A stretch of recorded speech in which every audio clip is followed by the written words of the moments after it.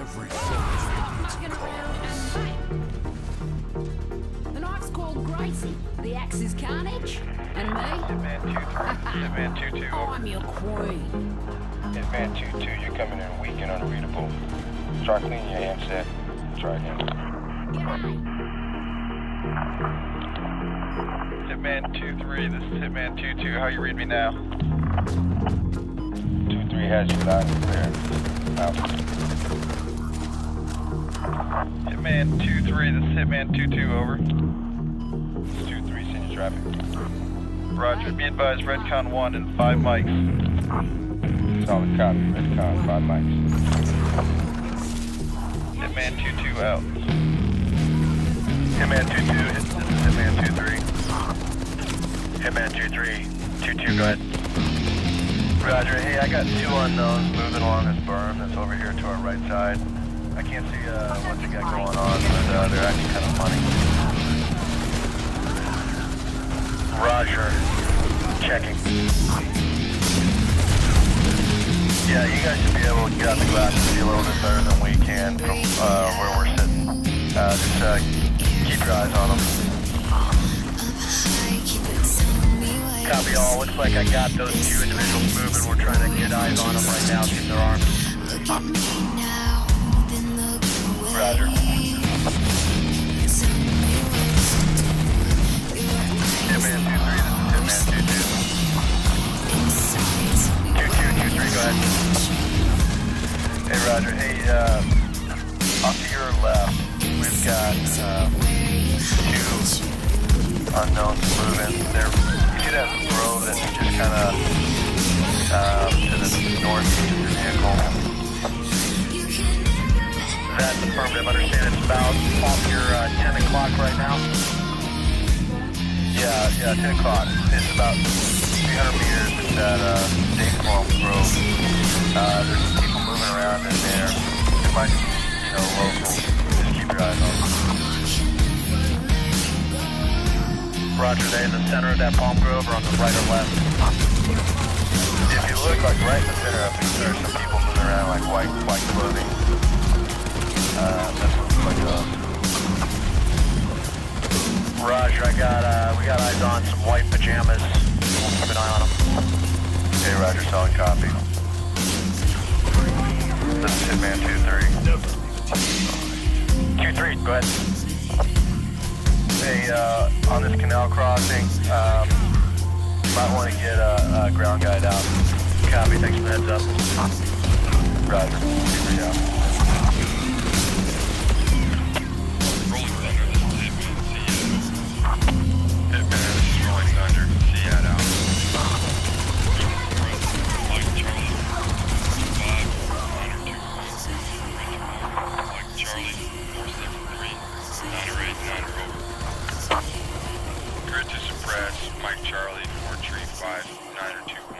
Grid to mark. Mike Charlie 47 tree 9er 89er out. SA6 gainful. Non-standard -2 to -30 plus 30 plus 1. Hawk smoke on the deck. 2 rounds HEBT. Gas TOT 5-3 over. SA6 gainful. Non-standard -2 to -30, then +30 to +1. Mark smoke on the deck, 2 rounds HEVT, gas TOT, 5-3. OT direction 16. Message to observer, Charlie 2 rounds, HE delay in effect, 5 guns. Bravo, 1 round, 1 gun, smoke on the deck. SEAD, gas TOT, 5-3. Target number, Echo Kilo, 300-9er, over. MTO, Charlie 2 rounds, HE delay, 5 guns. Bravo, 1 round, 1 gun, smoke on the deck. SEAD, gas TOT, 5-3 out. Foreman, this is Hitman. Stand by for amplifying information. Foreman, standing by. TOT 5-3. SEAD non-standard -2, -30, +30. Gun target line 0-9er tree. I'm gonna talk you on. Foreman, copies all.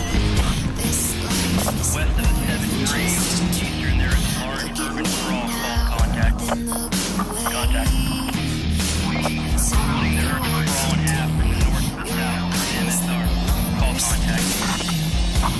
contact. We're observing everything to the west of that MSR. Can you see a palm grove in the northwest quadrant? Call contact. Foreman, I see two prominent palm groves. Not sure which one you're calling. You contact the dump truck heading north in the quadrant.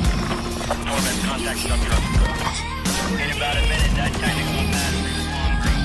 There's a two-story structure. That's your target. Call contact. Foreman, contact.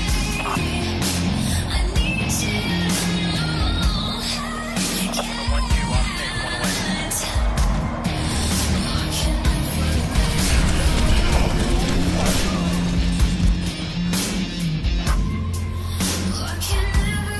Steel rain, this is Raptor. Just fire. System agent over. Raptor, this is Steel Rain. Just fire system agent out. 10-digit grid. November uniform. 67312095571. Over. 10-digit grid. November uniform. 6731209er571 out. 5 BMPs in the open. Request flash over. Steel rain, this is Raptor. Just fire. System agent over. Raptor, this is Steel Rain. Adjust fire system agent out. 10-digit grid. November uniform. 67312095571. Over. 10-digit grid. November uniform. 6731209er571 out.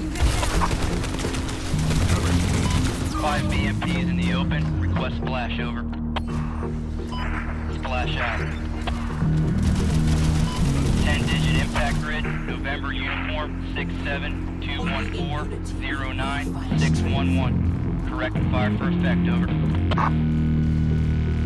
10-digit impact grid. November uniform. 6721409er611. Correct fire for effect out. Report is target and deficient. Target suppressed. Report target insufficient. Target suppressed out. Red 5, this is Charlie 902. We are in sector. Gunner up. Scanning with thermals. We have multiple personnel with small arms. Understand we are on restricted ROEs. Over. Charlie 902, this is Red 5. That is name firm. Keep a hard posture. Only prosecute targets that are immediate threat. Over. Roger that, Red 5. Hold position. Stand by for approval. This is Charlie 902. Out. We're ready. Out. Seattle. Assassin, this is Steel Rain. Seat out. Grid to suppress. Papa Victor 476839er. Grid to mark. Papa Victor 457837. Grid to suppress. Papa Victor 476839. Grid to mark. Papa Victor 457837 out.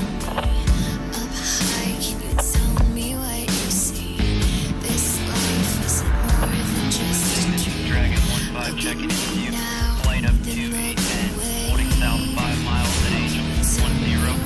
1 plus 00 time 150. Loaded with Mark 82. 1200 rounds of feet. Roger, copy all. Familiar with our position up there. Hey firm, I understand you are south of the control tower. I have multiple vehicles in higher stroke at that location. That's affirmative. I need you to push 156 good. Check out the potential bomb. Dragon 1-5 copy. We're pushing. Twisted 721 checking in with you. Flight of 2 FATs holding east 10 miles. Orders to follow. 4x2 12, 1 laser Maverick, 600 rounds from section. 0.35 time on station. Ready for your work. Twisted copy. Got a flight of 2810 at Angels 10. Call sign Dragon 1-5. They are pushing 1-5.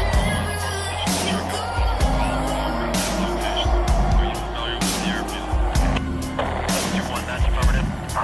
We are located just south of the control tower. Multiple vehicles marked by IR stroke. 2-1 is visual your position. Roger. I'd like you to push north and attempt to get your pod on that same area. Again, that's 15 kilometers northwest of the airfield. Stay at Angels 1-8 and above. Such copies. Dragon 1-5, you have Suds 2-1. Flight of 2 F-18s at Angels 1-8 and above. Pushing east of you to get eyes on with their flight pod. Dragon copies. We're seeing some vehicles on the road. Appears to be armored. We're engaging. Twisting copies. Can you confirm that it is armored? Stand by. Suds, twisting. Let me know when you capture that area. Twisted, Suds 2-1, we are captured.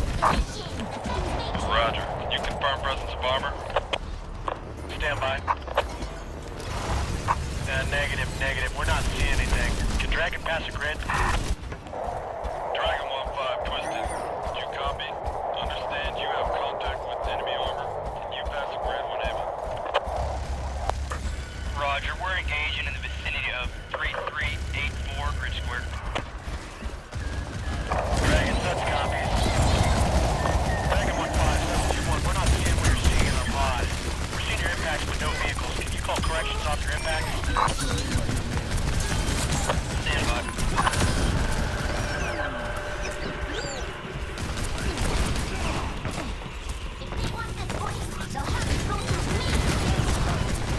Brown horse, this is White Horse. Stand by for salute report 2-1. White horse is front horse. Stand by to copy. Line Sierra, 2-0 personnel. Line Alpha, patrolling what appears to be a headquarters break. Line Let Lima, the Kitsune guide you. Sierra, Papa, Victor, 324 429er. Line uniform, Public Guard, break. Line Tango, 2-3, March 2003, 1730 Zulu. Line Echo, AK-47s, no RPKs. Our copy so far. Yeah, say again, line Lima, over. Roger. I say again, line Lima, 3-8, Sierra, Papa, Victor, 324 429er. Our copy. Tactical visor activated. Solid copy. Do you have any remarks? Over. A firm. Marks, all personnel appear to be on guard. Very weak posture. Over. Roger, solid copy on all. Brown horse out. Godfather, this is Raptor. Stand by for salute work. Over. Send your traffic. Over. Roger. Line Sierra. 4 enemy personnel. Break. Line Alpha. Holding what appears to be LPOP's vicinity. MSR south of Alcou. Break. Line Lima. Papa Victor. 549er. Tree. 9er 4. How copy so far? Over. Solid copy so far. Over. Roger. Line uniform. Unknown at this time. Line Tango. Tree. April. 1700 Zulu. 2003. Break. Line Echo. 4 AK-47. Web gear. 6 AK mags per. Over. Solid copy, break. Do you have any remarks? Over. Affirm. Stand by to copy. Marks. Over. Roger, standing by to copy. Marks as follows. All 4 personnel were found posted along northern running MSR. Appeared to be LPOP. 2 personnel had red and green pop-up flares. No communications or night vision were found. Over. Roger. Godfather copies. Break. Bring EPWs to be processed at the CP after field interrogation. Godfather out.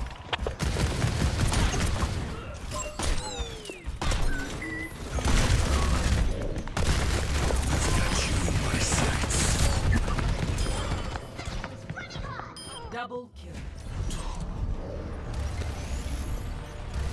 Tactical visor activated. Personne n'échappe à mon regard. Nerf this!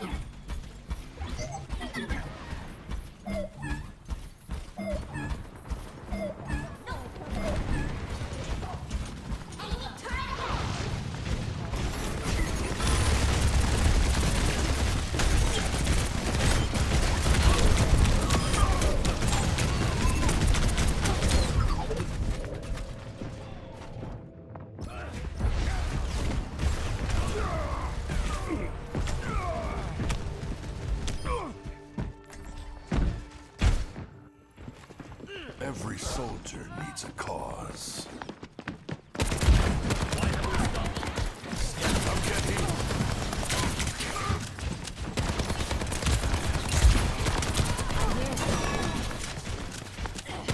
Let the Kitsune guide you! Activating self-destruct sequence!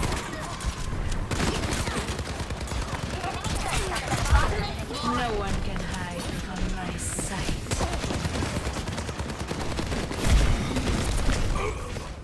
We are outnumbered within my reach.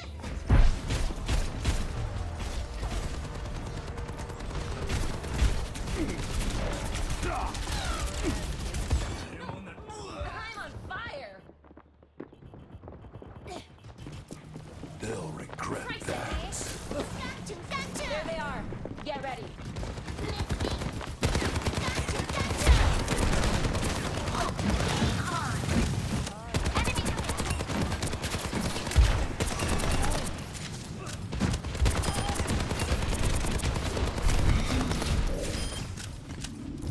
Biotics deployed.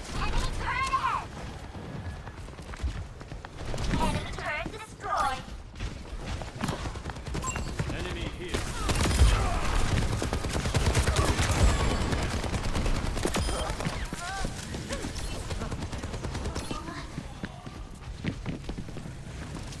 Big spider. I'm on fire. I've still got it.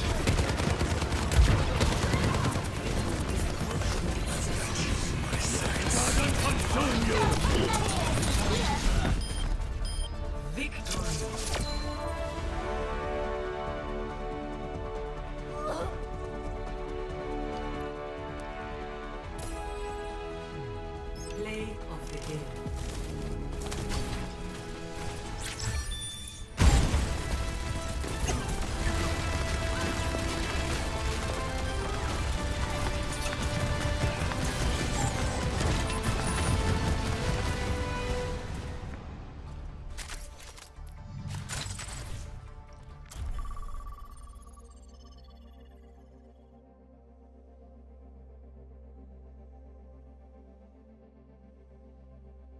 What is going on with Blizzard? Recently, Microsoft announced they were letting go of 1,900 employees in their games division, which as of last year now includes members of Activision Blizzard. In fact, according to reports, it seems like quite a large number of Blizzard employees were affected here. The Overwatch development team got hit hard, losing numerous producers, designers, animators, VFX, and 3D artists. According to one ex-employee, a good half of the entire environmental art team was let go, and the game's lead narrative designer was also let go because I suppose who needs narrative design once you've canceled the entire PvE portion of your game. We've also heard much of the Overwatch esports team was fired, including well-known casters and commentators like Zoe Geschwind and Matt Morello. Beyond those public faces, we've heard members of the production and operation teams were cut, otherwise known as the behind-the-scenes backbone of Overwatch esports, the people running the show. And how's that show been doing? Well, although peak viewer counts for the Overwatch League did bounce back in 2022 and 23, specifically during playoffs and the finals. Unfortunately, it seems the average view counts throughout the year for Overwatch esports have been continuously dropping since the league's inception. And unsurprisingly, the level of interest in competitive Overwatch closely mirrors the general interest in the franchise, which has been in a steady decline since its initial release in 2016. The game did get a significant boost with the launch of Overwatch 2 in October 2022, before quickly returning to the pre-sequel launch of So Overwatch's popularity has been in steady decline, and as such, the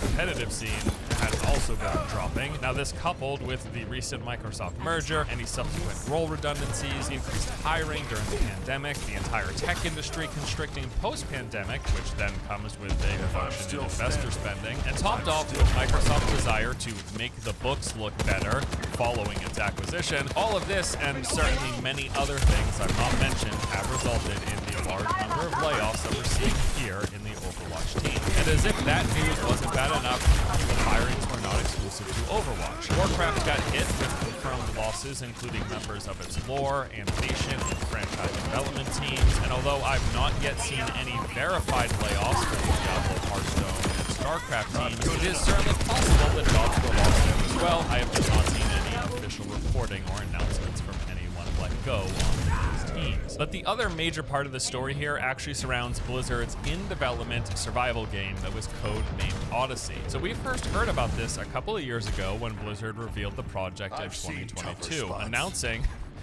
morbidly comically at this point, announcing that they were hiring people to work on a brand new survival game for PC and consoles. And again, this was in 2022, like a year and a half ago. Now, we later actually learned, though, that Odyssey had been in development since 2017, so over 6 years to date. And by many accounts, it was shaping up quite nicely, according to what we heard. We knew this thanks to leaked impressions of several playtesters, which were all fairly positive. And then there were the many ex-Blizzard employees after leaving the company in recent years, previously having worked on that project, that spoke quite highly of Blizzard's upcoming game when it was officially announced. So it was according to people who had played it, and according to people who previously worked on it, according to people who were previously at Blizzard but then left the company for whatever reason over the years. They said, yeah, this was a great game. We're really excited about it. I can't wait for the public to get to see it. Well, with this final playoffs that just took place, the survival game has been officially canceled. All 6 years of development thrown in the trash, with most of the team working on the game having been fired, and those who remain projects. And that right there is basically the currently up-to-date information that we know about the people laid off and the teams that were affected here. Now, when announcing these layoffs, both Phil Spencer and Matt Booty, in separate announcements, separate basically disclosures of it, and talking about their feelings about it, why they're doing it, they both more or less stated that the intended goal of the cuts that they made and moving forward was going to be a focus on Blizzard's strengths and its existing franchise.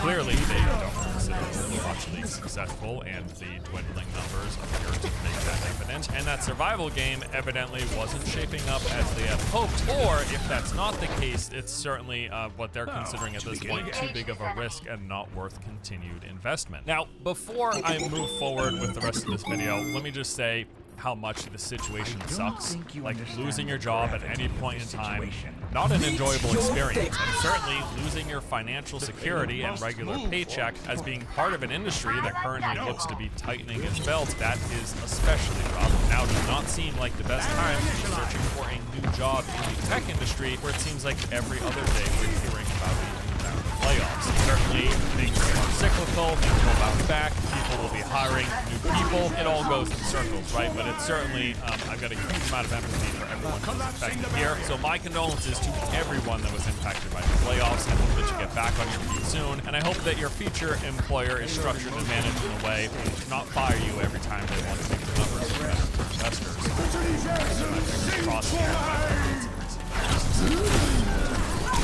Beyond that, this news also just got me thinking about Blizzard as a whole. The company's output in recent years, the games that they've released, and then my general sentiment towards the studio. Ultimately, I'm just kind of left with a sense of disappointment once again around Blizzard as a developer. It's a feeling that's been looming for some time, growing a little bit stronger every single year, but I've always maintained the hope that maybe, just maybe, things could go back to the good old.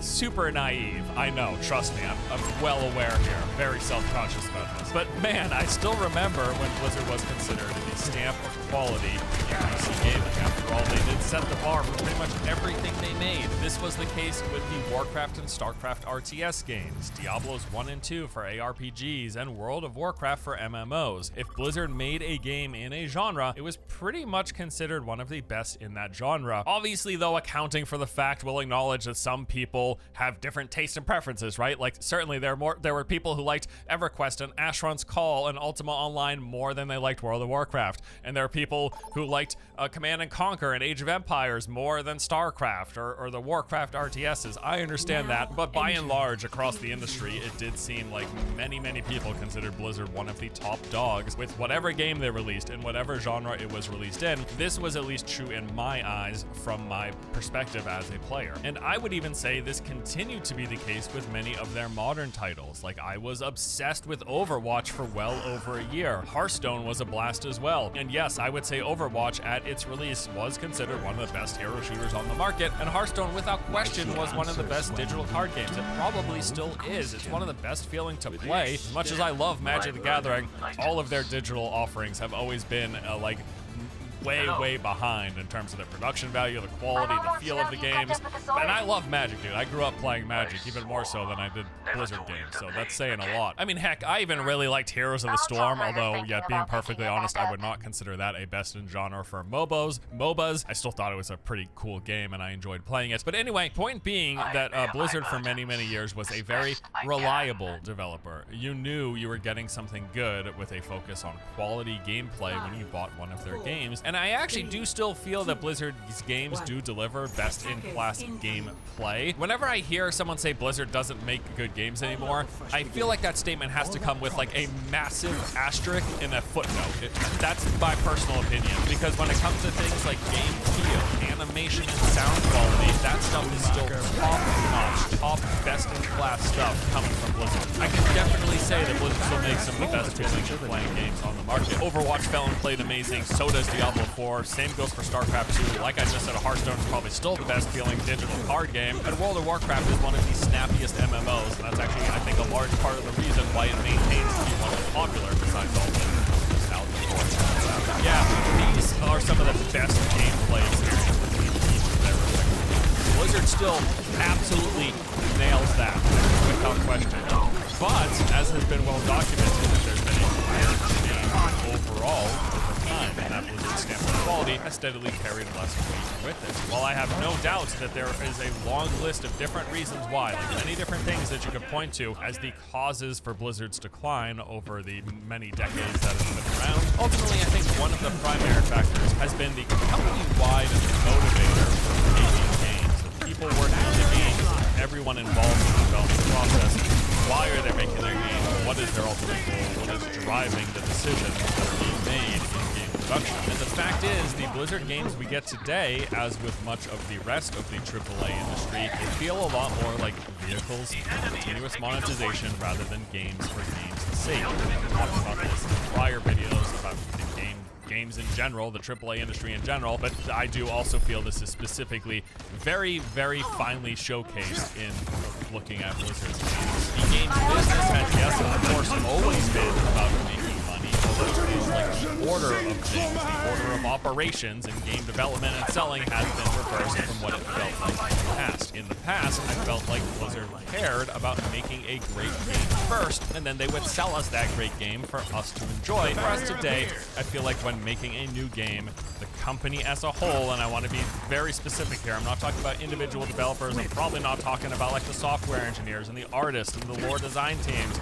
I'm realizing that these are all lumped into the umbrella of Blizzard, but there are many different attitudes in the game development process because there are many different people involved in the game development process. But as a whole, when we look at the final end product, this is the sentiment that I get. In the past, when Blizzard put out a product, it felt like they cared about that product being as good as it could be. Whereas today, when they're making a new game, it feels like the first thing they're thinking about is how are they selling it and then building the game around that. Like, yes, of course, they still have to make a game that is appealing to people, but it's one of those things where I feel like one of the earliest conversations is, okay, we got a concept for a game, great, how many ways can this be broken up and monetized? Can we sell a battle pass? Can we sell cosmetics? What can we put in the cash shop? How much content can we exclusive launch and then sell it a year later in the expansion?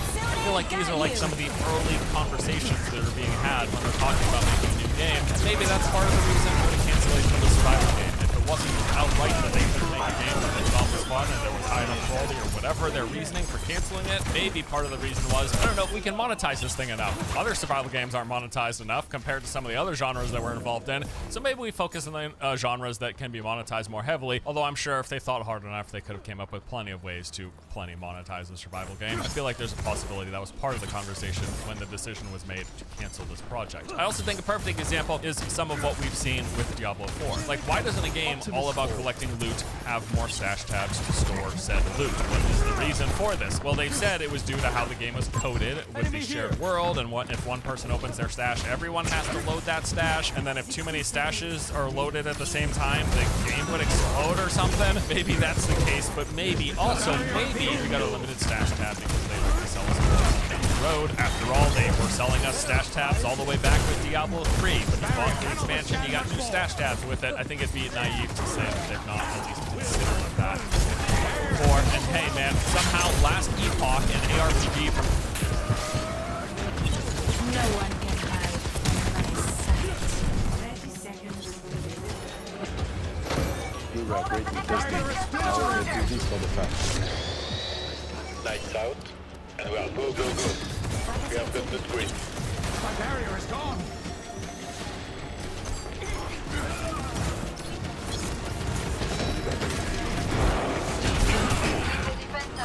It's like you wanted to die. Barrier is nearly spent. Box.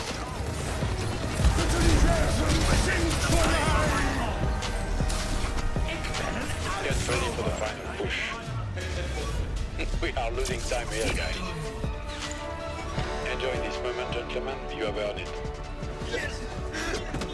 Smooth operation, boys. Smooth operation.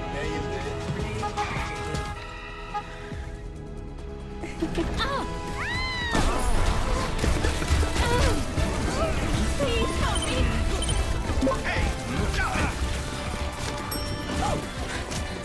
Thank you.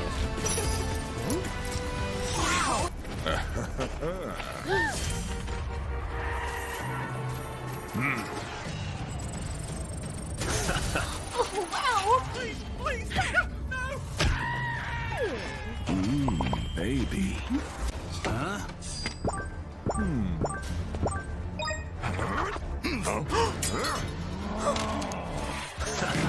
Congratulations. Looking for a deal? Give me a second.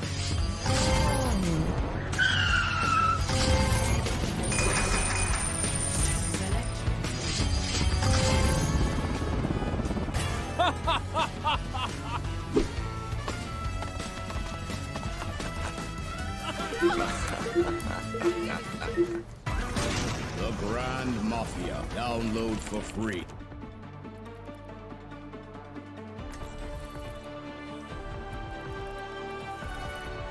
From a development studio of under 50 people, from what I saw, somehow they managed to let players have as many stash tabs as their heart desires. It's so weird. I don't know how they do it. Also, you know what? Why doesn't Diablo 4 have cooler looking transmog options in the base version of the game? I think there were like probably 2 sets that I thought looked actually good that I wanted to use on my druid. Well, that might be because they want us to buy the outfits that they have for sale in the cash shop, or the one from the battle pass. Speaking of which, yeah, why is there a battle pass in my ARPG? Well, that's of course to provide recurring revenue for the live service portion of the game, mainly its quarterly seasons, which although they've sounded neat and I've shown some interest in them in the past, the fact is they've yet to intrigue me enough personally to revisit the game for more than a couple of days. Most of my playtime with Diablo 4 was at and around launch. I've barely touched it in the season updates. It's just not intrigued me that much. Also, why isn't there more endgame content to engage with besides the Nightmare Dungeons and Hell Tides? I know they added a few little things here and there with those seasons, but the general core of the game, why wasn't there more at release? Well, there will be, without question, when it comes time to sell the expansion, and maybe some of that would have made it into the launch version of the game or into one of these seasonal updates that we're technically paying for. Some of us are paying for by buying the season passes. Maybe some of those big endgame things would have made it into these seasonal updates, but this was all being held back for the Vessel of Hatred because, hey, they need to give us enough incentive with enough alluring new things that entice us enough to come to revisit things that I haven't been enticing enough for me to revisit the seasons, the big things, the blockbuster things.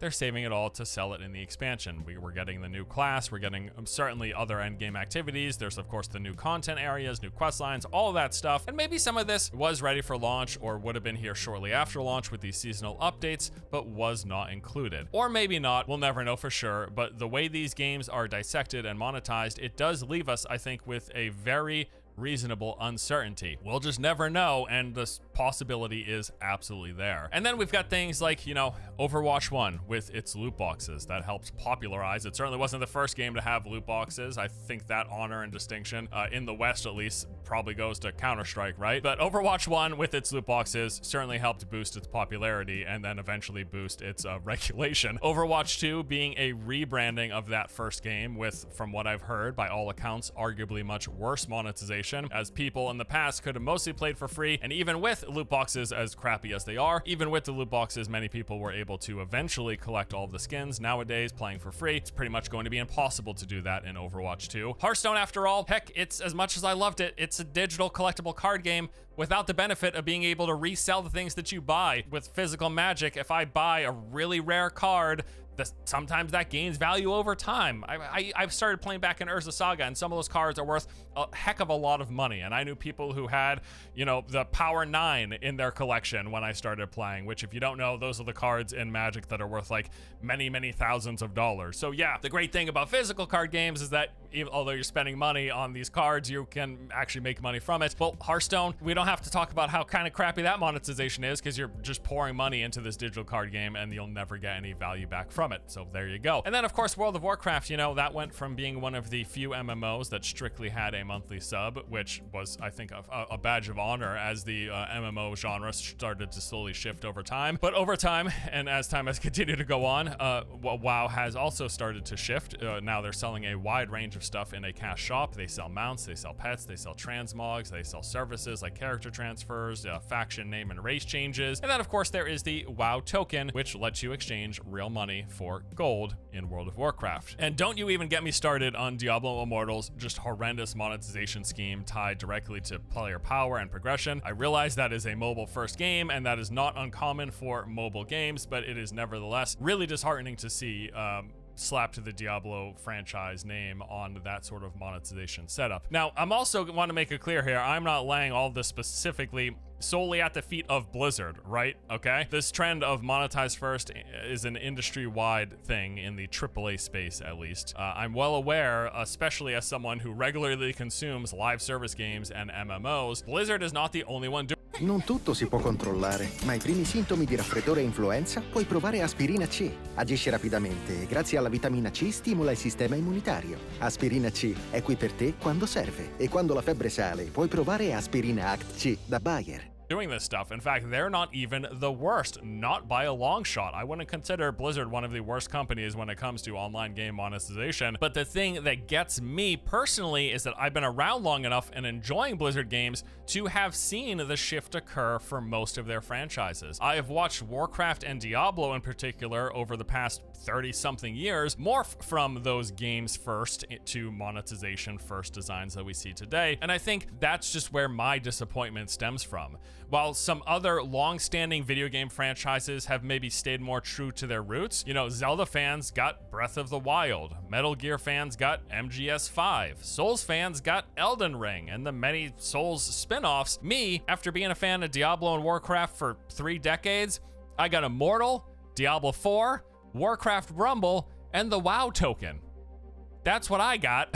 And now here we are with this Microsoft acquisition, with this recent round of layoffs, with most of the studio's founders having left over the years, and the cancellation of Odyssey on top of a new president whose prior role was Call of Duty general manager. I'm just not sure what this means for the future of Blizzard, although I don't suspect we're going to see a massive change in direction. If anything, it looks like they will be going full steam ahead with continuing to add more layers of monetization to the franchises that I grew up loving. I do suspect that they will continue to make good games, games that look good and feel great to play. And so long as the value seems worth it, sure. I played Diablo 4 for like 300 hours. $70, 300 hours of gameplay. I thought that was an overall enjoyable experience. It was certainly worth the money for time, for entertainment value in exchange for dollars, right? But whether it's fair or not, a lot of people were expecting a lot more and hoping for a lot more out of Diablo 4, and they simply have not yet really delivered. And yeah, I still lament us not living in the world where Diablo, Warcraft, and StarCraft got the same treatment that the Zelda, Metal Gear, and Souls franchises have gotten over the years. Maybe another time in another universe. My ultimate hope here is that the people who are still employed at Blizzard, and I want to continue to make this clear distinction,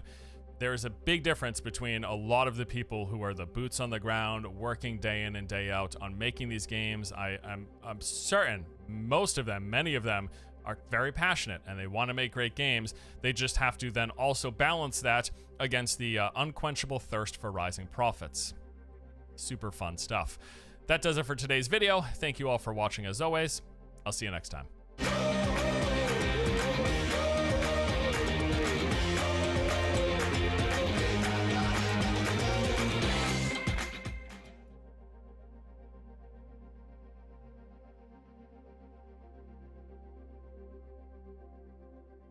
Palworld is a brand new creature collecting survival game that came to Steam in January 2024.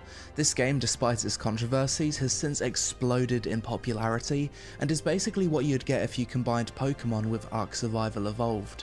In this game you can build bases, collect pals which you can then deploy to work on your base, as well as fight alongside you to take on bosses, capture stronger pals, and clear dungeons. In this video you'll get my genuine first impressions of Palworld with my pros and cons list at the end, and if I enjoy the game enough, and if you guys want to see me play more of it, then I'll make a follow-up full review. But first, today's sponsor, War Thunder, the ultimate vehicle combat game with over 2,500 realistically designed tanks, planes, helicopters, and ships of 10 major nations. War Thunder will give you combat immersion unlike any other game. War Thunder offers 3 distinct modes, each ramping up in realism progressively. Arcade suits those craving fast-paced matches with enhanced vehicle performance and simplified physics, whilst Simulator mode ditches all of the guardrails for the ultimate challenge. Realistic mode, the perfect middle ground, strikes a balance between intensity and authenticity. And you don't need any extra hardware either. Drive any tank and fly any aircraft with nothing but your mouse and keyboard or controller, even in simulator mode.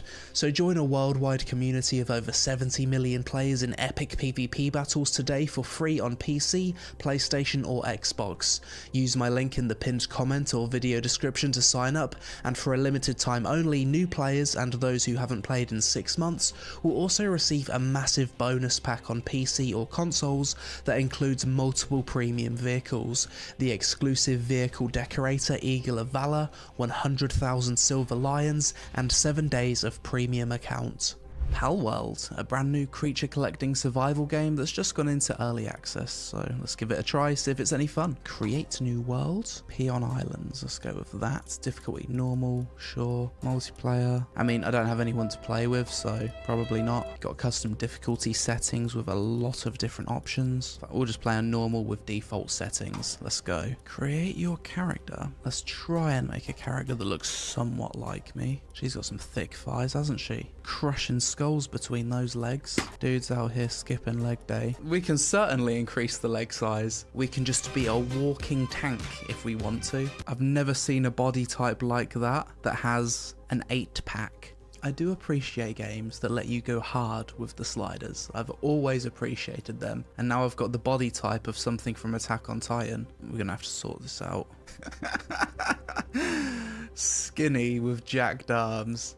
Bro's been injecting the sauce. Let's go for a nice healthy balanced body type, shall we? That'll do the job, I suppose. We are strong but functional. Give us a beard.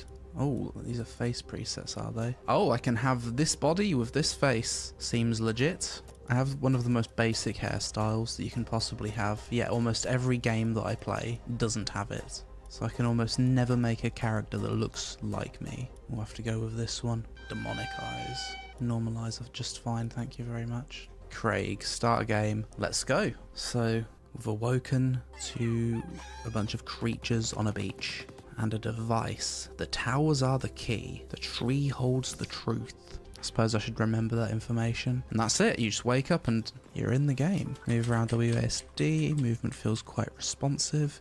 If we right click, it kind of zooms us in. Left click, we're punching, we're jumping. When we sprint, we can sprint with shift.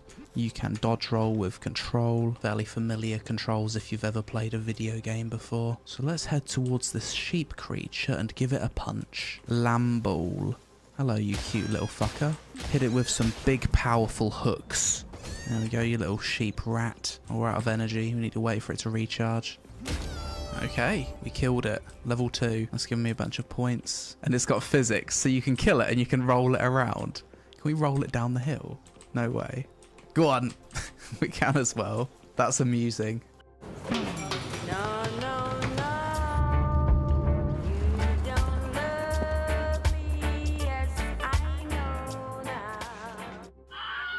Knock it over here. Oh, it doesn't despawn, it just persists. I like that. It's the small things, isn't it? Let's pick up whatever this is. Journal. Open the build menu. Primitive workbench. Okay, I suppose we should go find some trees. I love games where you just spawn in the world. You don't have to listen to a bunch of bullshit and you're just like instantly in the game. I don't have patience for sitting through like long cutscenes or waiting around to play the game. I like just being dropped into it and figuring it out. There's a shrine here. Unlock fast travel. Expedition survivor, are you a friend? Take some basic supplies. Thank you. Can I punch them? Yes, I can. Ooh. Level 24 guard has just spawned. I bet every single person that plays this game does that. 100%. Can I punch the NPC? It's a natural reaction, isn't it? But the guard is actually fighting the survivor. So let's help the survivor. Actually, let's probably just run away. I'm wanted. So I've got like a GTA wanted level, have I? Oh, we're not off to a good start, are we? Spawn in the world, instant criminal. How do I say sorry? I'm sorry. I'll come peacefully. Put the handcuffs on. No, they're just like the police in America. Well, have we lost all of our stuff? Okay, let's spawn where we died. We have learned a lesson. It seems like everything can be attacked. Let's take our stuff. So when you die, you drop everything. Your pals and items will be dropped when you're knocked out. And here's the survivor friend that helped me out in the beginning, and they have been killed by a guard. Sometimes you just shouldn't help strangers, I suppose. Alright, let's get down to business. Time to punch some trees. A staple activity of any survival game. Is it me, or does my character just look like he has a massive ass? Like, bro's a little bit thick at the bottom, isn't he? So now I can build a primitive workbench. Put it here. Build. I like the visuals on how it's built. This game just looks and feels very Japanese. Alright, let's craft ourselves a wooden club.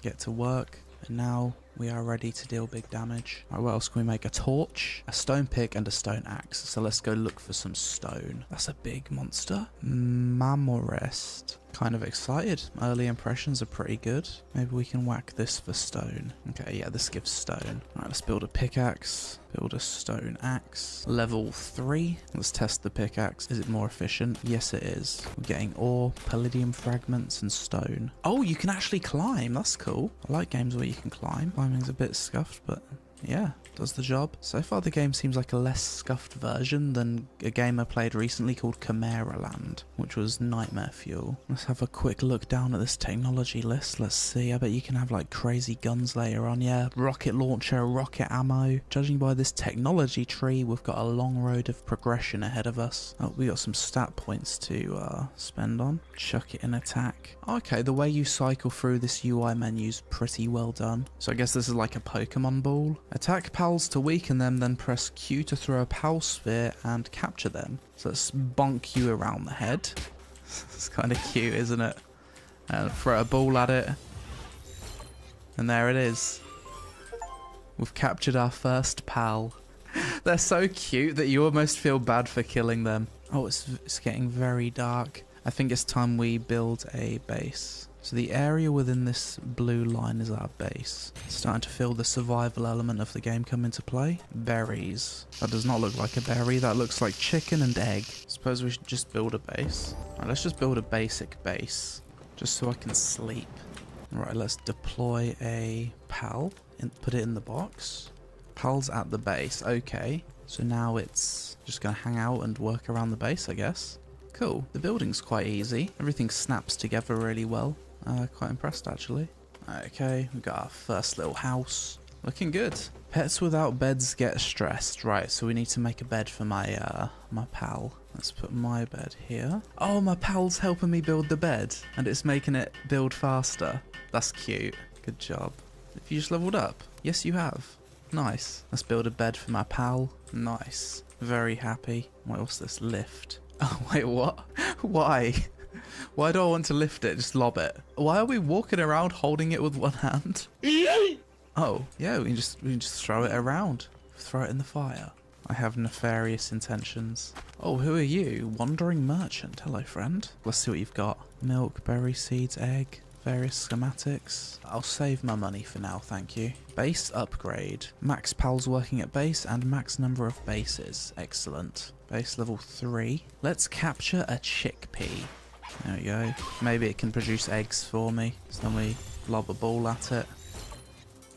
Thank you. Help us out, lads. Really? You're not going to help me? You useless animal. I like that you get XP for doing pretty much everything, from like cooking to crafting to killing to capturing.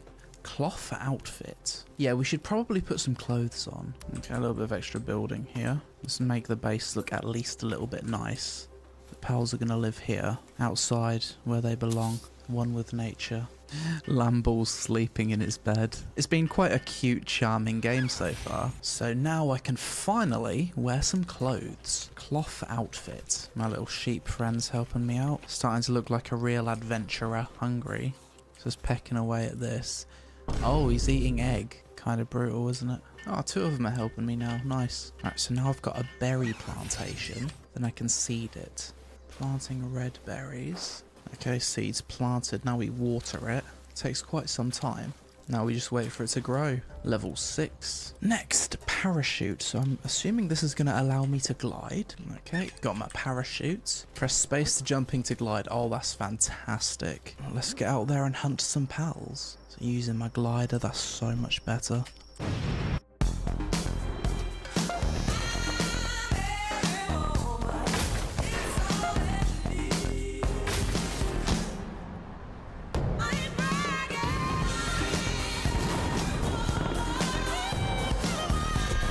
Good Girl Blush, the new fragrance, Carolina Herrera. Okay, Craig, don't just fall off the cliff. This one's level 16. Let's see how strong it is, I suppose. It might be really strong. Alright, let's throw you. Now let's fight. Come on, pals. Whee! Yeah, that's strong.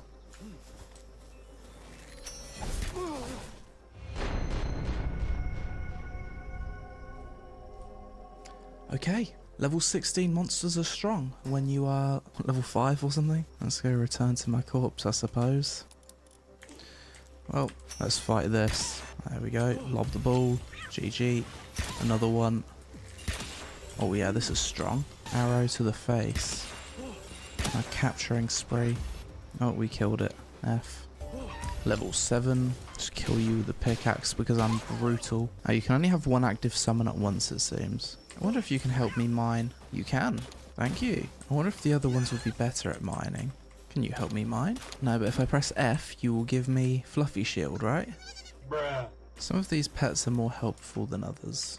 Oh, that's nice. My pal's just crafting it on its own. Thank you, my friend. Now I can be a lazy bastard. There we go. Built the lumbering station. Stone pit would also be very handy. Now all of my pals can help me out. Oh, you're transporting it. I've put my workers to work. They're slaving away. This one's transporting. Very clever. Oh, this one's seen that the berries are. So now they've seen that the berries are ready to be harvested and they're automatically doing it. Nice. But they don't seem to want to chop the wood. I guess the cat pals are for mining, and I need to find another type of pal for lumbering. The sheep are for transporting. We're starting to learn. Level 8. Raid? What do you mean raid? You're invading my base? I didn't know you can get raided. Where are the enemies? Oh, here they are. That's cool that you can get raided. Help us out, team. Oh my god. My pals are decimating this raiding party. Good job. Yeah, a bunch of loot. We made short work of them. The enemy's been defeated. GG. Back to chopping wood, I suppose. There's a dangerous Pokemon up there, level 14, Dinosaur. Perhaps with all of my pets we can take it on. We can try. Might be a bad idea though. What is this? That's an interesting one. Let's try and capture this. Gotta catch them all. Oh no, you dickhead. You're not supposed to kill it. Bad Cativa. What is this? An egg. Use an egg incubator to hatch the egg. Okay. Oh, I see. You're watering the garden. And you're planting in the garden. So these two are just taking care of the garden on their own. That's fantastic. This game's starting to get really addictive now that I'm venturing away from my base and I'm capturing different types of Pokemon. There's loads of different types. Melpaca. Can be ridden. Sometimes drops wool. No way. How do I ride it? Oh, it's locked. I guess I need to like put a saddle on it or something. I'm glad I went into this game blind with zero research because like the more I've played it, the more stuff I've discovered. It's just a really enjoyable experience. Just learning the game yourself for the first time, not really knowing 100% what to expect. Oh, what is this thing doing stumbling into my base? Right, can we kill this thing? We can try. Come on, team. This thing's wandered into our base. Have everyone attack it. We're all in combat. Ooh, big damage. We're fucking zerging this thing down. Oh, lob a ball at it. Come on, capture it. Come on. Oh, we got it. Let's go. We got a Dinosaur. This is my most powerful one yet. So let's summon Dinosaur. Yeah, that's a fucking giga Pokemon. Can be ridden, enhances grass attacks whilst mounted. For the first few hours, the more you play the game, the more fun it gets. Which is a very good sign. Well, we're 3 hours in at the moment and I'm just having an absolute blast. We've got 2 Pikachus over here. Sparkit it's called. I'll grab both of these. There we go, we got a Pikachu. What's this? A Thwack. Alright, let's go grab a Thwack. This game is awesome. There you go, grab a Thwack. Gotta catch them all. Level 12. Oh, I see. By hovering over these Pokemon, you can see what they actually do to help out. You handiwork, water, cool, and you transport. So you're very useful. So now we're basically like leveling up to the next tier. Metal pickaxe, metal axe, high quality workbench, wooden structures. Tansy's assault rifle? I can make a gun for my Pokemon. Wait, what's it called? This game's called... I can make guns for my pals. Knife for butchering summoned pals.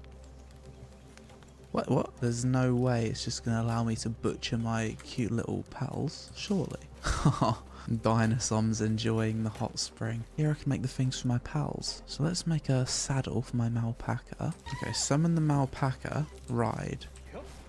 There it is. And now I've got my first mount. Awesome. Air cannon. What's this? Wait, what? That deals some serious damage. Fucking up that rock. Fluffy tackle. Mate, this thing can move. Okay, that's game changing. Good Melpaca. It's so OP. Just run around fucking shooting other pals from range.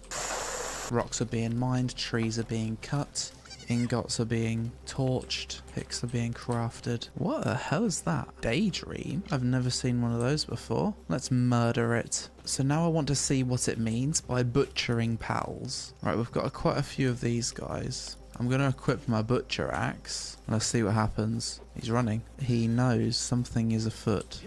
He's mining the rock. I'm trying to fucking kill him. Command. Butcher. Yo, what? Oh. Oh, that's what it meant. Dude, that's brutal. Bloody hell. It was exactly what it says it was. This game's certainly not vegan friendly. This alone has no doubt offended people. I don't even need to look online to know that.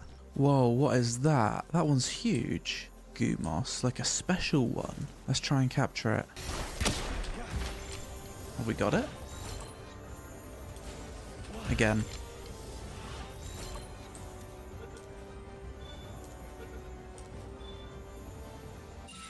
Nice. You've captured a lucky pal. My character's basically getting upgraded to the next tier now. Got the next tier of weapons. And now we've just crafted the next tier of armor. How does it look? Looks pretty cool.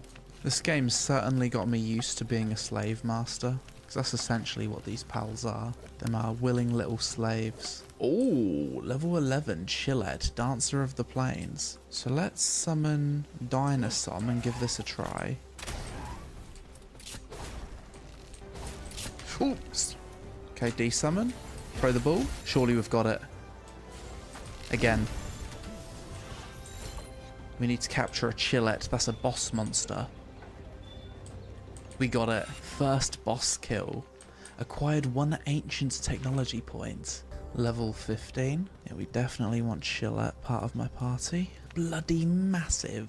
That is so cool. It's huge. Chillette. The best a man can get.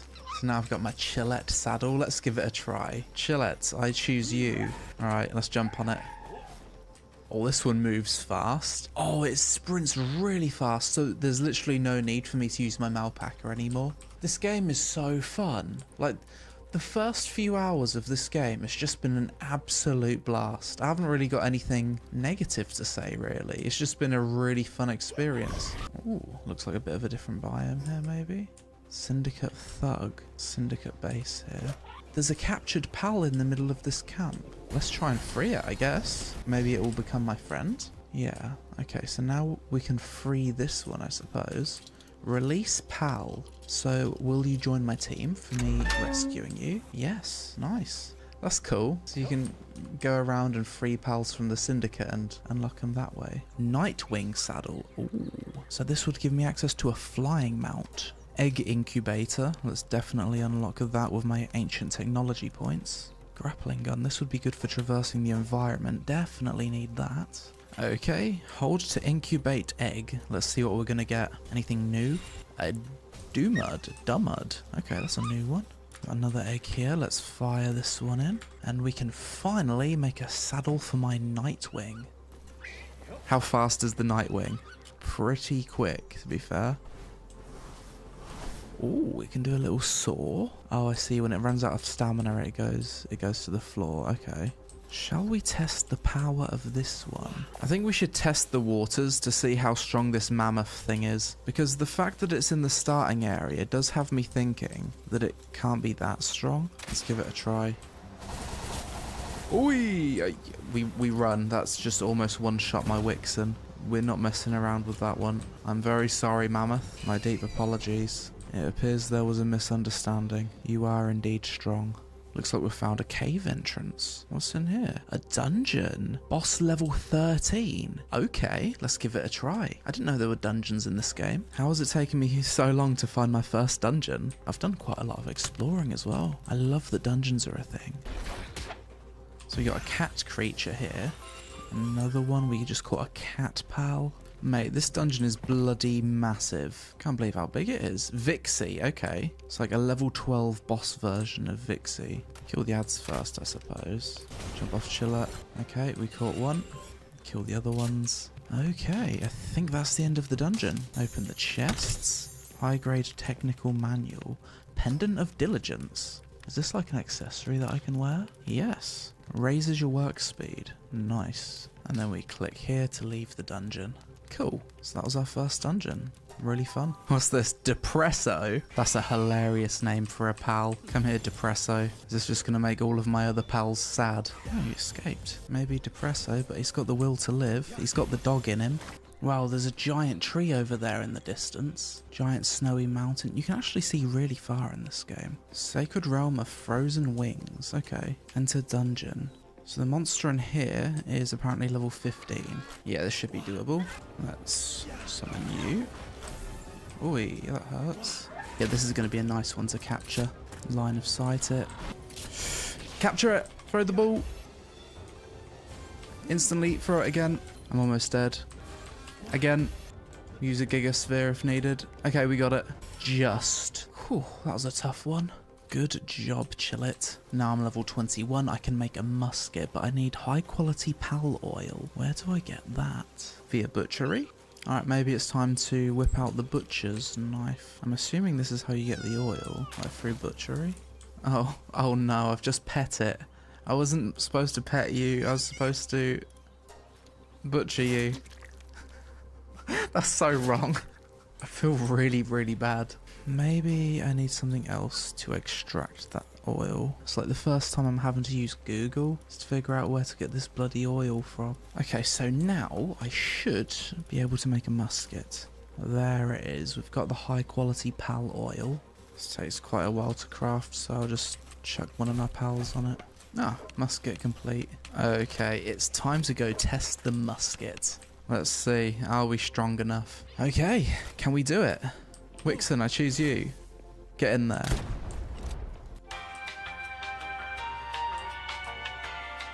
Fuck me, it takes ages to reload this thing, but it deals big damage right in the face. Okay, time to throw the sphere. 40%. Come on. There it is. Catris. Easy. I think this is one of the most fun survival games I've ever played because the sense of progression is constant and it's addictive. Like, you constantly want to just explore the map. You want to capture every single pal. Like, all of this is like covered up and you're constantly coming across dungeons, treasure, and getting around the world is also really easy and not tedious, which isn't always the case with survival games. It's just been an absolute pleasure to play. I had no idea this game even existed until a few days ago. Come back off my holiday in Japan, editor sends me a message. Check out Pal World. What a lovely surprise. Right, now it's time for us to make some metal armor.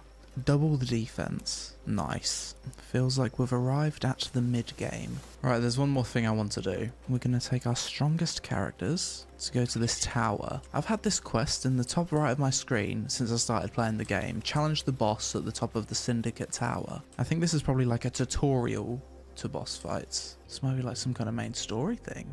Yeah, we've got a cutscene. We haven't had a cutscene for ages. In before she's like level 10 and I was supposed to have fought her ages ago. This is like a Pokemon battle, I guess. Zoe and Grisbolt. That looks like a really strong pal. It seems pretty strong. Shoot it. Okay. We're actually dealing massive damage to it, to be fair. We can do this. I saw that it had 30k health and I was like, nah, no way we're supposed to do this now. Nah, we're good. I wonder if we can steal this pal from her. I'm gonna try. Oh, it's doing a laser attack. Run. Dodge. Can we throw the ball at it? Ah, we can't. Finish it. There it is. Boss eliminated. 5 ancient technology points. Nice. Unlock fast travel. So with the Syndicate boss defeated, I think now would be a good time to wrap up this first impressions video, although I'm tempted to do a full review for this game because I'm really enjoying it and I just want to keep playing. So with that said, let's jump to the pros and cons. So after playing Pal World for a few hours, my first impressions are as follows. Pros. The game's progression system is fun, addictive, and easy to understand. The more I played in the first few hours, the more fun the game became, and the more I wanted to play, which is exactly how it should be. The building system in the game works well, everything snaps together as you'd expect. I love that your pals can work together on your base, and I was surprised at how many pals the game allows you to deploy as your work slaves. This added to the sense of progression and made a lot of tasks that would usually be tedious in other survival games more fun due to the element of automation via pals. Aesthetically, I find the game to be interesting. It kind of gives me Japanese arcade vibes. Getting around the map in Pal World is very easy thanks to the fast travel points. Exploration feels rewarding due to the eggs you find around, as well as the collectible Lifmunk effigies which increase your capture power. I enjoyed being raided by the Syndicate every now and again, which tests the defensive capabilities of your pals back at base. The game gives you multiple base difficulty options, as well as the ability to fine-tune specific options right at the beginning. The game doesn't take itself too seriously, which is reflected in the fact that you can equip your pals with machine guns, as well as butcher them despite them being so over the top with the cuteness. Even though the game has only recently gone into early access, I didn't personally experience any massive bugs, performance issues, or crashes, and most importantly, the game is just fun. It's rare that any game impresses me or sucks me in these days, so the fact that Pal World managed to do this, and make me want to make a full review video just as an excuse to play more, is a testament to how fun it is. Oh, and there's also a Pokemon mod out for the game already, so the potential of this game with mods is just insane. Cons. If you're looking for an in-depth story, you'll likely be disappointed with Pal World, as it's a game where you basically create your own story. Vast areas of the world do feel kinda bland due to a lack of POIs. The climbing in the game feels a bit scuffed at times, and the AI can sometimes be a bit buggy. Overall, playing Palworld for the first time has been an overwhelmingly positive experience, and I'm genuinely excited to play more, hence why I'm going to follow up this video with a full review of me getting to endgame and taking on the big Giga bosses. I love it when games like this just appear out of nowhere, zero hype, zero anticipation, and just hook you in because the progression is that good. So is Palworld worth playing?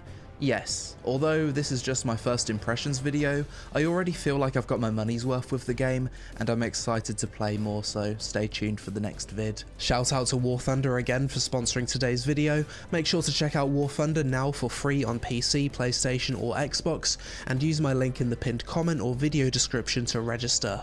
For those of you who are new or haven't played for 6 months, will also receive a massive bonus pack across all platforms, including multiple premium vehicles, in-game currency and more. But that's it for this video. As always, let me know your thoughts on Palworld in the comments below, and what have your experiences been with it so far. If you enjoyed the vid, then help us out with a like for the algorithm gods, and also if you want to see a follow-up review vid for the game. Social media on screen. Thanks for watching, and I'll see you in the next one.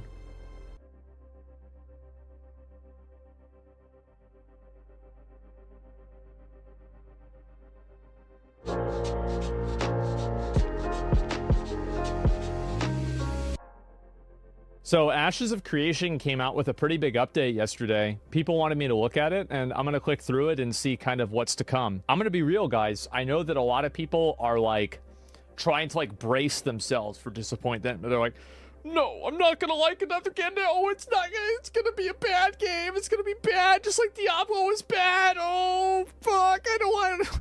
And, you know, they're upset about it. They're worried. They're like, somehow this is going to, you know, be a shitty game. I get it, guys. I totally remember the day before. It was so bad. Like, I don't care about any of that. We're just going to look at the game. We're going to see what it's about, right? This is a new trailer. I really hope this game's good. And to be honest with you, I think that a lot of the recent trailers have been fucking amazing. They have been.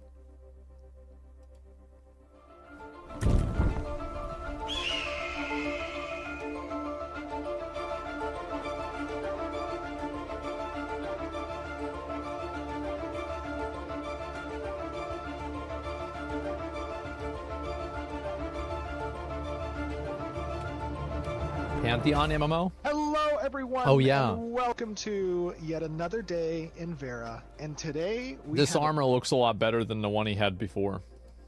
Pretty exciting. I still don't think it looks good, but it looks better. That many of you have been waiting for quite a while.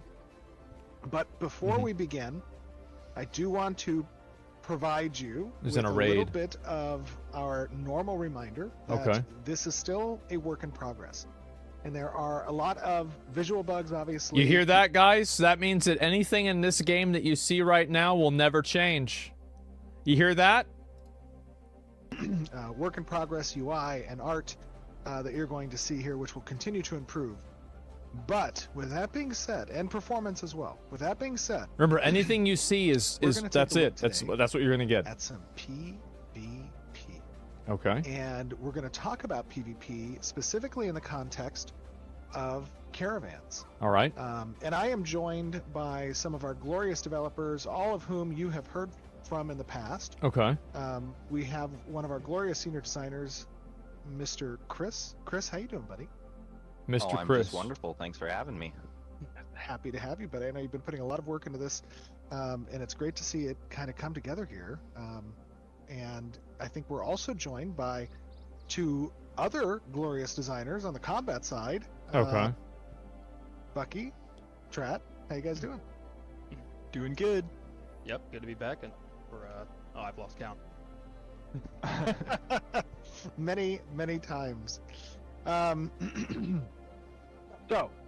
we also have a number of different testers who are going to be joining us, who are assisting in getting ready for Alpha 2. Obviously, Alpha 2, as we announced, is going to be starting in the third quarter of this year.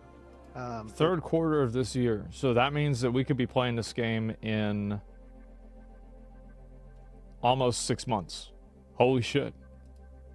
There's still a lot of work to be done, and part of that work is finding all the bugs and all the crashes. And it's the alpha, guys. The systems, it's not the release. As we prepare for Alpha 2.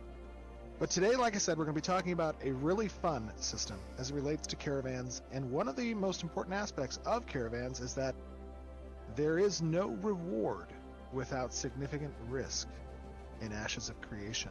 And the caravan system is a particular risk because it is how materials and commodities are transited within the world of Vera. Okay. And it's difficult to navigate the world of Vera. It's a large world, and the terrain is not always kind, especially to large vehicles like a caravan. I could see that. And today we're going to talk about, as you transit this world, if the node structures are not advancing with you and the world state isn't changing and you're not seeing different bridges being constructed, sometimes you might have to ford rivers. And rivers can be quite the obstruction for you and present some danger.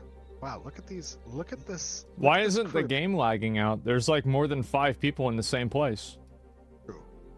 You'll notice that this crew, they all have swords above their head, and Yeah. they're blue to me. But that's because we've discovered that a caravan is taking the perilous journey They load their nearby stash tabs and trying to reach a location where they'll be rewarded for all their hard work. Mm-hmm. But little do they know, we are here waiting for them. Oh The shit! bandits They're gonna attack a caravan. are going to attempt to take this caravan. Chris, talk to me a little bit about the risk of caravan travel and what people are about to see here. Yeah, I mean, well, you risk everything you're traveling with when you run a caravan, right? It's definitely way more efficient than running a bunch of goods in your inventory to and from nodes, but it's definitely a lot more dangerous. Absolutely. Rangers, if you guys want to come over here with me, I've just gotten word that there might be a caravan down here approaching.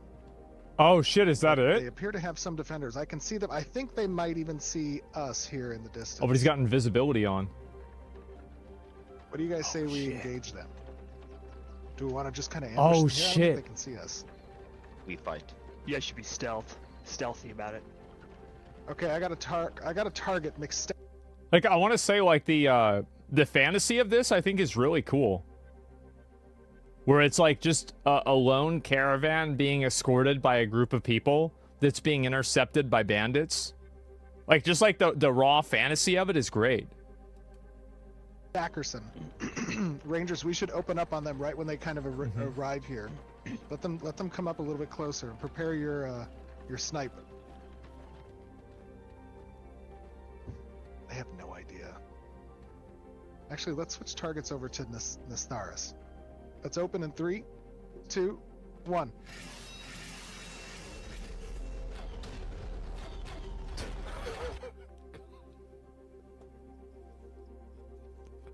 Bro, we used to do this in RBGs. And just, like, call out one guy and just fucking just evaporate him. Oh, Yep. no. Okay, engage them. Go, go, go. There it is. Feels like RuneScape PP? Yeah. Oh, my God. I mean, for WoW was a lot the same.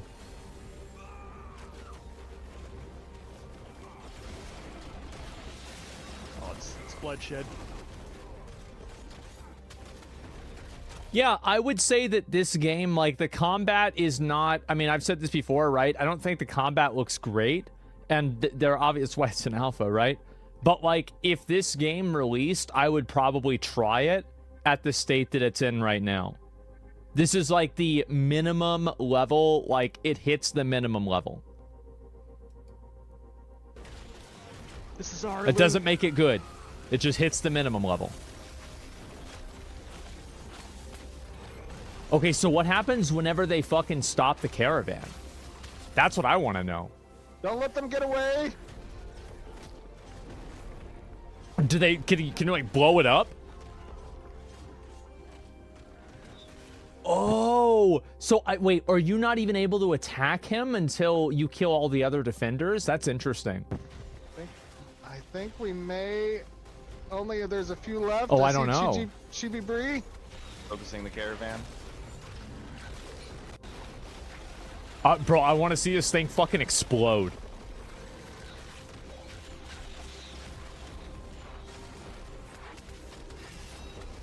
All right. Take down the caravan. Okay, a little bit of feedback. This is my opinion. I think that obviously the targeting reticle should be around the actual caravan, not the horses. And as you deal damage to the caravan, these fucking boxes should fall off. This thing should collapse. Like, it should look like it's fucked up, right? Because, like, if you have a caravan, like, think about the narrative of, like, your caravan is at 10%, and it's just, like, this fucking shabby-ass, fucking three-wheeled, wobbly piece of shit with, like, stuff falling out of it. Like, it's just funny to fucking see. So, yeah, and, like, it should trigger at, like, different health points, I think. A wheel falls off, it should burn.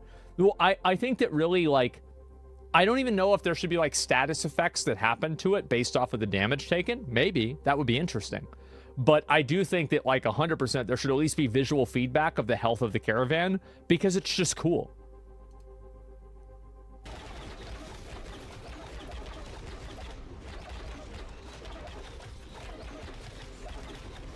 Okay, here we go. This thing is just getting fucked up.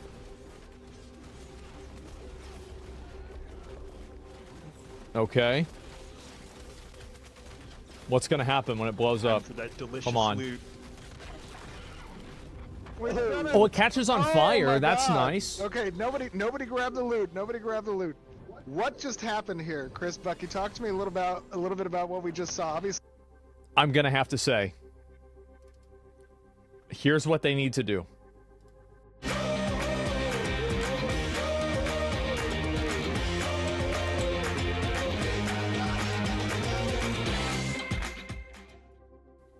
That's not what they need to do.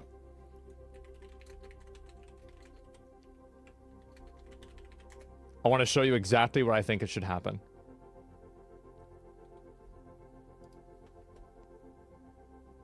Whenever you clear one of these, it should be like this. Each one should pop out one at a time. Wow! So we're gonna do no... Look at that. You see that? Like, the chest should fucking, like, it should be like the caravan busts a nut of chests. And it should just, like, pop out everywhere with, like, goblets and gold and, like, fucking, like, different resource things, like barrels, like, everything. It should look fucking cool. Like, whenever you blow that caravan up, you should hear in your mind, bonus, bonus, bonus. That's what I think.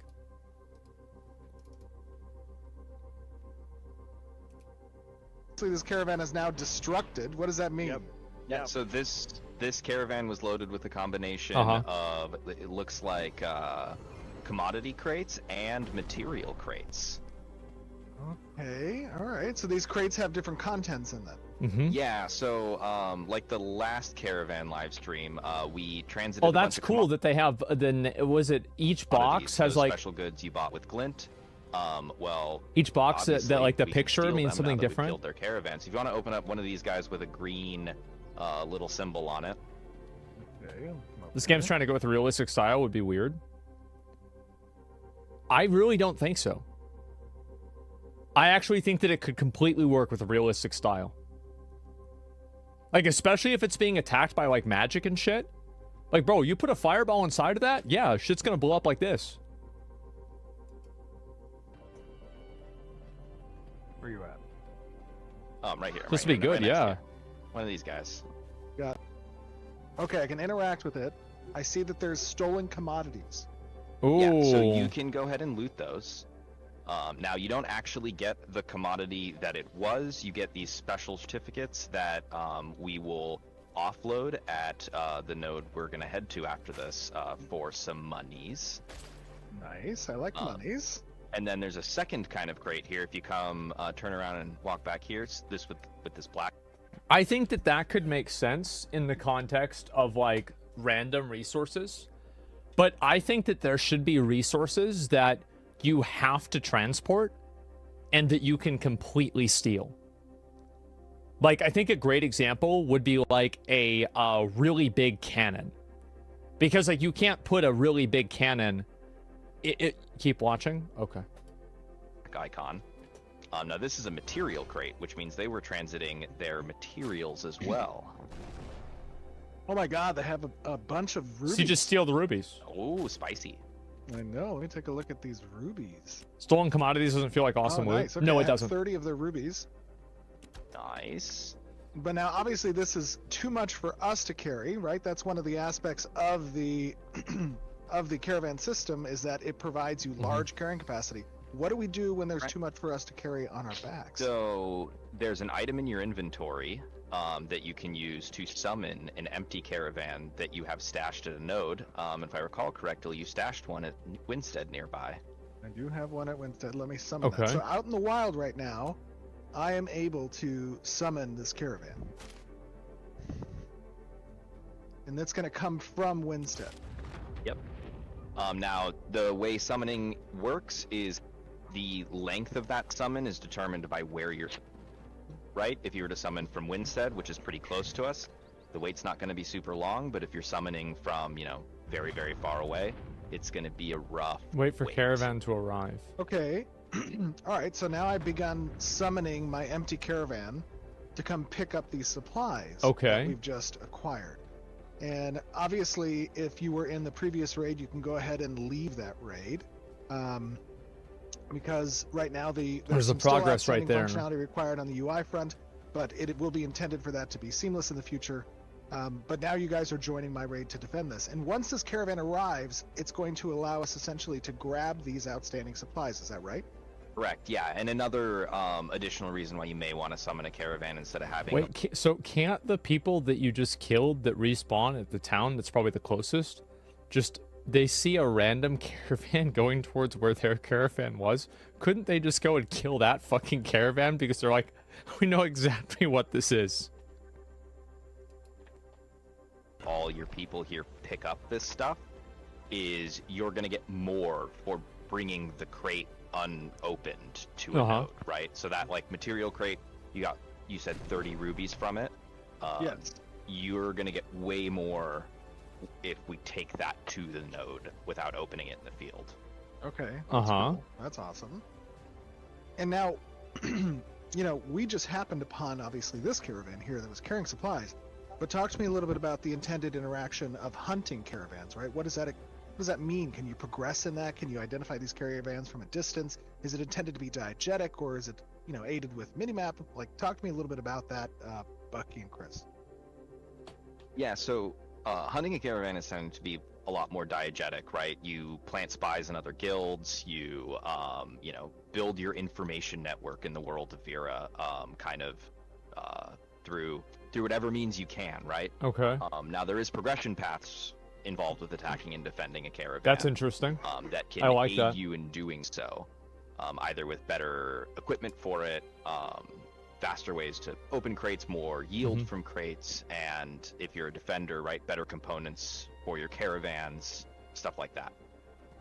Okay, very cool. Ah, the caravan has arrived. I'm gonna give an opinion that might be unpopular. I don't like the fact that you can just instantly spawn a caravan somewhere. I think that it hurts the immersion of the permanence of caravans in the open world. I think that if you want to take everything back to town, you should have to build a cart and drag it right there on the spot. Just like Valheim.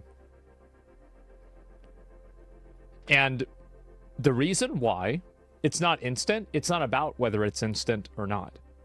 It's about whether I think that, like, because... So there are two elements of this that I think are very important. There's the narrative fantasy, and there's the functional gameplay. I think that the functional gameplay of waiting for a caravan to just magically spawn is relatively bad. I think it's boring. It's boring. I think it's boring. And so I would like to see something that's more interesting.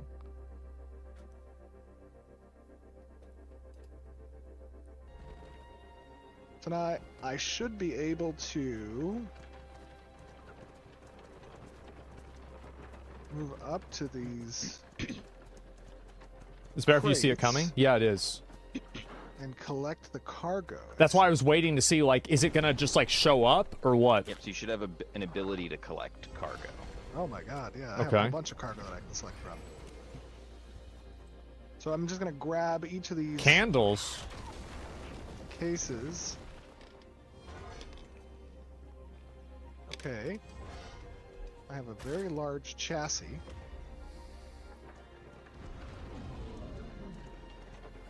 And I've collected a number of them. Let me see if I can collect some more. There's a case of Everburn scented candles. And some more scented candles. All right, I think we have... Yeah, I mean, again, I'm going to give my opinion.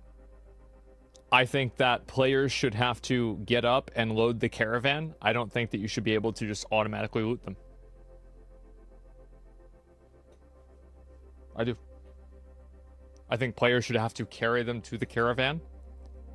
Because this game, the reason why, is that I think that whenever you're doing events like this in a game, I don't think that that type of gameplay really takes away from the actual, like, the actual, like, game flow.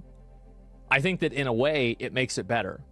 If, for example, you were building, let's say, a caravan, and then everybody goes and picks up their own box and takes it to the caravan, I think visually that looks way cooler. I think that's awesome. And so, like, to me, I want to see things that are, like, visually cool, that play into the narrative and the, like, the fantasy experience, but they're also not, like, really oppressive to gameplay. And it's like, how do you find, like, the middle ground there? And, like, I'm just throwing out my ideas, right? These are just things that I think. But I mean, I'm not saying like this is 100% like, oh, this is the best idea. But like, this is just what I think. Grabbed pretty much everything that we didn't already loot. Now, talk to me a little bit about the differences between looting here, kind of at the spot, and collecting the cargo with the caravan. I can take this one. Yeah. So like, looting at the spot, obviously, you can do right away. And the problem with that though is you forfeit a lot of the materials. A lot more get lost and as you crack open those crates. But if you're able to have your own caravan and bring it there, you can loot and you'll get more of the overall materials that way. But there will be progression for, you know, like you were saying about the Highwayman faction versus the Defender faction, and maybe there'll be some progression where you can get better loot percentage out of the field. Very cool. So you might make it go faster. Now, we talked a little bit ago about stolen goods, stolen supplies. What are the intent of that system? How does stolen goods and supplies work differently than commodities? So when you crack open a crate of commodities, you get you don't get the commodities themselves since they're like crated cargo items. You actually get stolen goods, and you can use those stolen commodity certificates to go and turn them into the black market to get some money back. Okay, nice. And that's an upgrade path that's available at different marketplace buildings? Yeah, that's a specialization of the market. Normally you can sell them back. I hate to say this, but I kind of like how Starfield did it, where like if you go into a city and you have contraband, it checks that. And I think that there should be a mini game for that. And like you shouldn't be able to just walk in somewhere with like contraband stolen goods. I feel like that would make it boring. Anything, but it's not going to be very much. Like the normal vendors of Vera don't want those. Like at that goods, point, it's like a Warcraft right coin system, you know? Very nice, very nice. Now, obviously, we just had a large-scale, relatively large-scale combat. There's no police in this? No, there are. Trad, talk to me a little bit There's about like guards kind of, in cities, you know, yeah. how our approach towards Alpha 2 is going to incorporate additional development of this group-based combat and PvP, and kind of where we are with it now. Yeah, absolutely. So, as you've seen in a lot of our previous Archetype live streams, there's been a lot of, you know, representation of single player. The fact that it goes slow up a hill and fast down a hill, I think is good. Like I just like every time I think of like a caravan, like what is the best caravan, like moving resources from like one point to another. I always think about watching Quinn try to drag a overstuffed like a fucking cart full of iron ore through the swamp in Valheim, and like constantly it's breaking, he's got to repair it. And then like remember whenever I did the same thing with the silver ore, and like I tried to drag it down, and then it's just like tumbling down the fucking mountain, and like all of my silver ore is falling out, and I'm like worried it's gonna go into the ocean. Like that's the narrative. It's not fun though.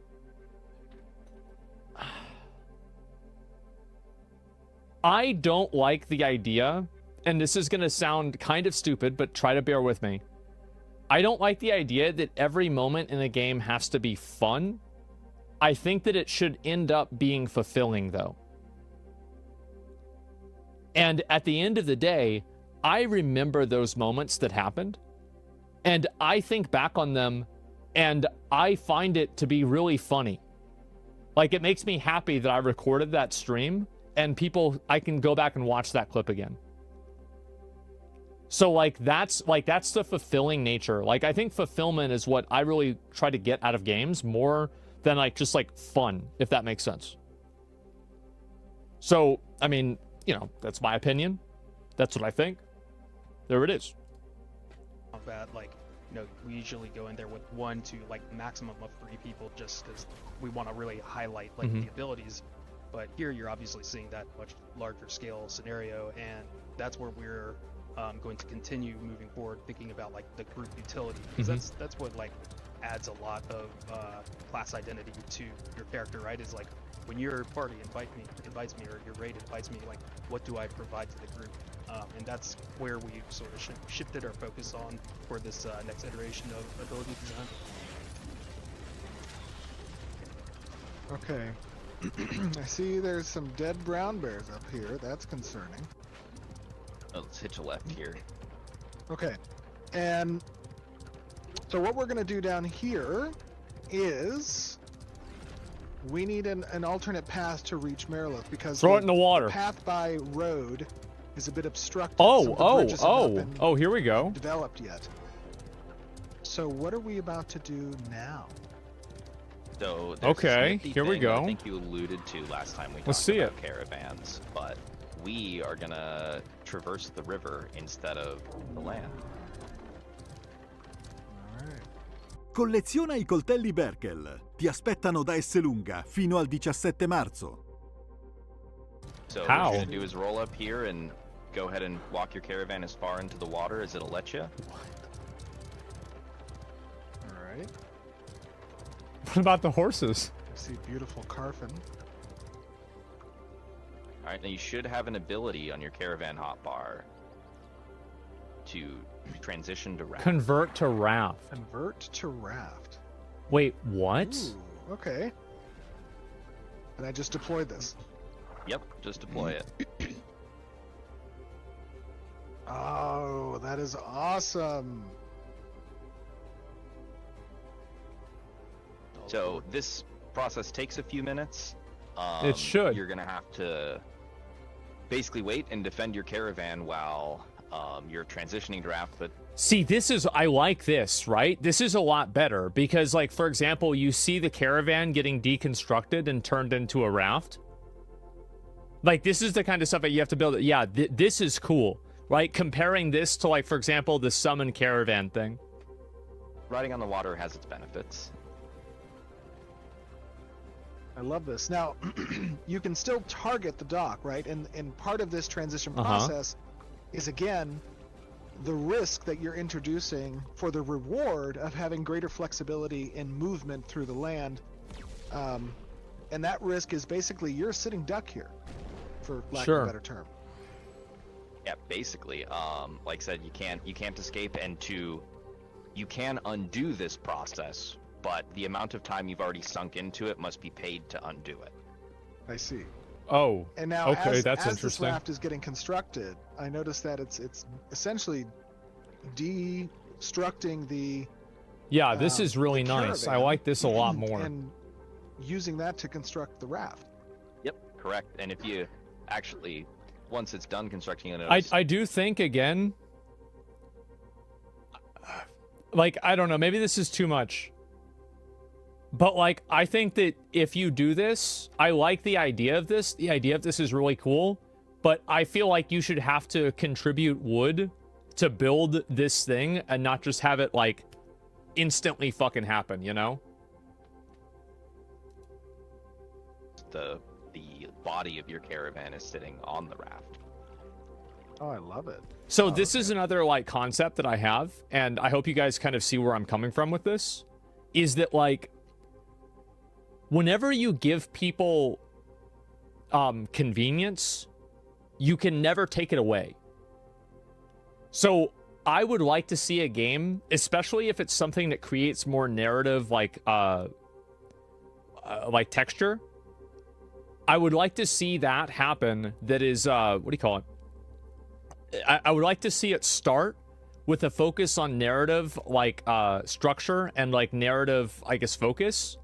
And then if people don't like it or it becomes obstructive to gameplay, then you figure out how to make the gameplay congruent. Because gameplay does matter more, but I think that having like starting with something that takes maybe a little bit more time, but it fulfills the fantasy better, is a better thing to start with.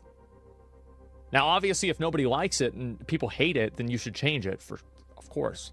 But that's where I would want to start with. That's cool. That's some Lewis and Clark shit. I mean, stuff.